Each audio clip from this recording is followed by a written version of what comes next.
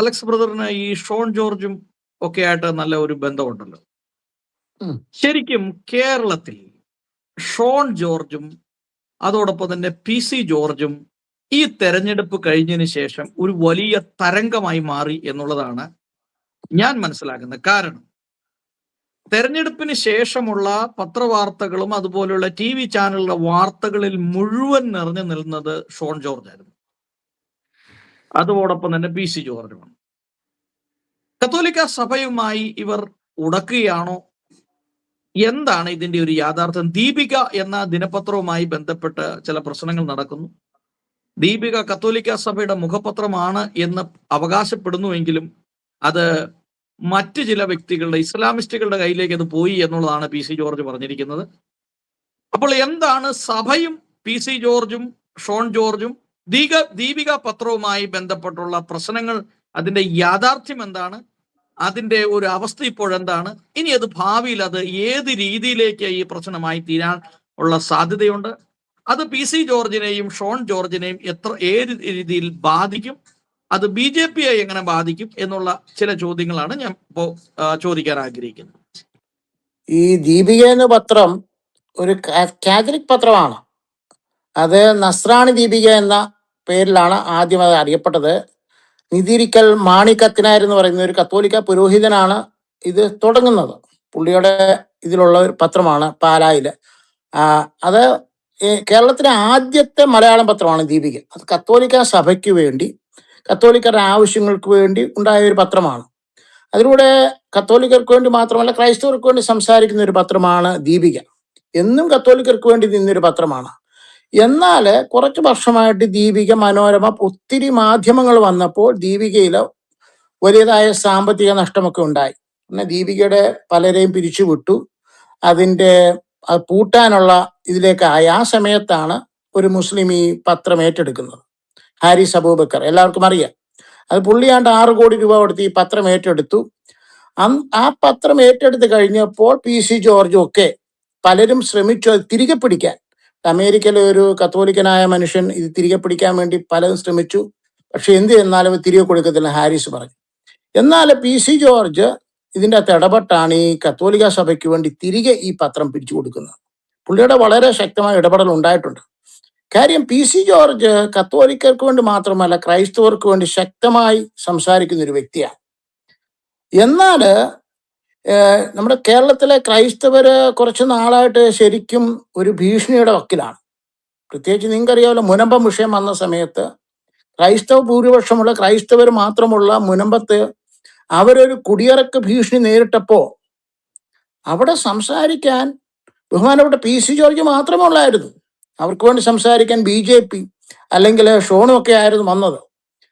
അതേപോലെ തന്നെ അവിടെ സെയിൻറ്റ് റീത്ത സ്കൂളിലെ ഹിജാബ് വിഷയം വന്നപ്പോഴും നമ്മുടെ കന്യാസ്ത്രീകളെ വടക്കേന്ത്യയിൽ അറസ്റ്റ് ചെയ്യപ്പെടുമ്പോഴൊക്കെ ഇവർക്ക് വേണ്ടി ഏറ്റവും ശക്തമായി സഭയ്ക്ക് വേണ്ടി നിന്ന വ്യക്തിയാണ് PC ജോർജും ഷോണും.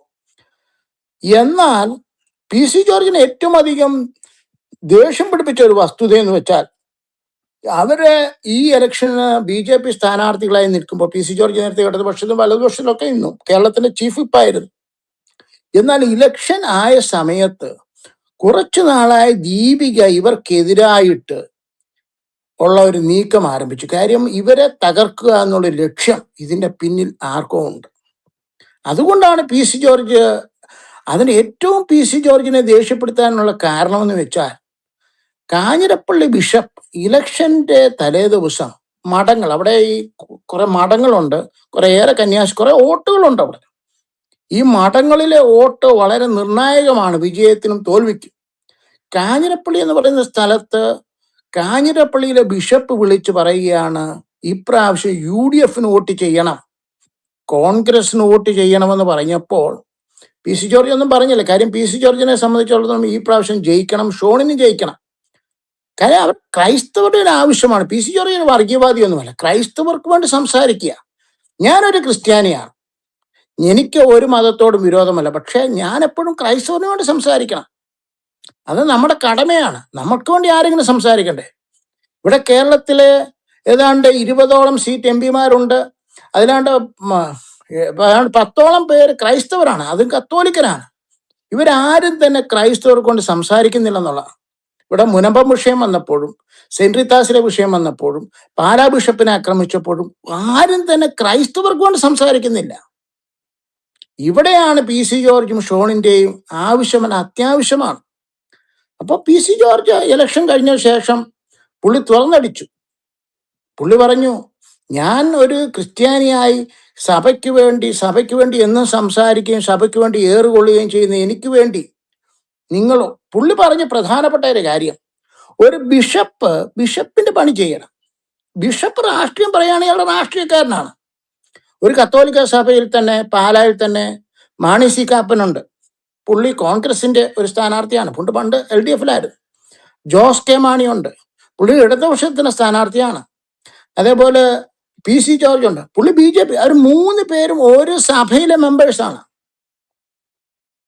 അല്ല, പി സി ജോർജ് നിൽക്കുന്ന സ്ഥലത്ത് 2 സെബാസ്റ്റ്യൻസ്, 2 പേര്, ഒരാൾ കോൺഗ്രസിന്റെ ഒരാൾ ഇടതുപക്ഷത്തിന്റെ. അവിടെ അവർ 3 പേരും ഒരേ സഭയിലെ മെമ്പേഴ്സാണ്. ഒരു ക്രൈസ്തവർ, ഒരാൾ യാക്കോബക്കാരൻ, ഒരാൾ മാർത്തോമക്കാരൻ എന്നുള്ളതല്ല. 3 പേരും കത്തോലിക്ക സഭയിലെ. അതുപോലെ പലയിടത്തും കത്തോലിക്ക സഭയിലെ മെമ്പേഴ്സ് ഒരേ മണ്ഡലത്തിൽ 2-3 കത്തോലിക്ക മെമ്പേഴ്സ് ഇടതുപക്ഷത്തിലും കോൺഗ്രസിലും BJP-യിലും ഉണ്ട്. അവിടെയൊക്കെ ഒരു ബിഷപ്പ് എന്ന് പറഞ്ഞാൽ ഒരിക്കലും ഒരു പക്ഷം പിടിക്കാൻ പാടില്ല. രാഷ്ട്രീയം പറയുന്നവൻ രാഷ്ട്രീയക്കാരനാണ്. അതിലെന്താണ് തെറ്റ്? ഒരു വീട്ടിൽ 3 ആൺമക്കളുണ്ടെങ്കിൽ അപ്പൻ ഒരു മകനോട് കൂടുതൽ സ്നേഹം കാണിക്കുന്നെങ്കിൽ അവൻ അപ്പനാണ്. എനിക്ക് 2 ആൺമക്കളാണ്. എനിക്ക് 2 പേരോട് ഒരേ സ്നേഹമാണ്. ഞാൻ 2 പേരും ഒരേപോലെ സ്നേഹിക്കുന്നത്. ഒരുത്തൻ തെറ്റ് ചെയ്താലും ഒരുത്തൻ നല്ല ചെയ്താലും 2 പേരും ഒരേപോലെ സ്നേഹിക്കുന്നവനാണ് യാഥാർത്ഥ്യ പിതാവ്. ഒരു ബിഷപ്പ് എന്ന് പറഞ്ഞാൽ അവൻ ആത്മീയ പിതാവാണ്. സഭയിലെ എല്ലാ വിശ്വാസികളും, അവിടെ ഹിന്ദുക്കൾ അല്ല, അവിടെ ഒരു കോൺഗ്രസ്സുകാർ കാണും, അവിടെ കമ്മ്യൂണിസ്റ്റുകാർ കാണും, അവിടെ BJP-ക്കാർ കാണും, ഇവൻ നിരീശ്വരവാദികൾ വരെ ഉണ്ട് പള്ളികളിൽ. എനിക്കറിയാവുന്ന, ഞാൻ പോയ പള്ളിയിൽ ഒരാളുണ്ടായിരുന്നു. അയാൾ എന്നെ എപ്പോഴും, അലക്സ് ഇതൊക്കെ ചുമ്മാ തട്ടിപ്പാണ്, ഇമാർക്ക് കാശുണ്ടാക്കാൻ. അയാൾ പള്ളിയിലൊന്നും പോയി. അയാൾ പള്ളിയിലെ മെമ്പറാണ്. പക്ഷേ അയാൾ പള്ളിയിൽ കുർബാനയും കൊള്ളാൻ പോകത്തില്ല, ദുഃഖവെള്ളിയാഴ്ചയും പോകത്തില്ല, ഒന്നും പോകത്തില്ല. അയാൾ ഒരു ക്രിസ്ത്യാനിയാണ്. അയാൾ ആ സഭയിലെ മെമ്പറാണ്. ഒരു ബിഷപ്പ് ഒരിക്കലും രാഷ്ട്രീയം പറയാൻ പാടില്ല. ബിഷപ്പിന് പറയാം, നമുക്ക് ഇലക്ഷൻ വരുന്നുണ്ട്, നമ്മുടെ സഭയ്ക്ക് വേണ്ടി ക്രൈസ്തവർക്ക് വേണ്ടി നിൽക്കുന്നവർ വോട്ട് ചെയ്യാം. അത് അവർ തീരുമാനിക്കട്ടെ.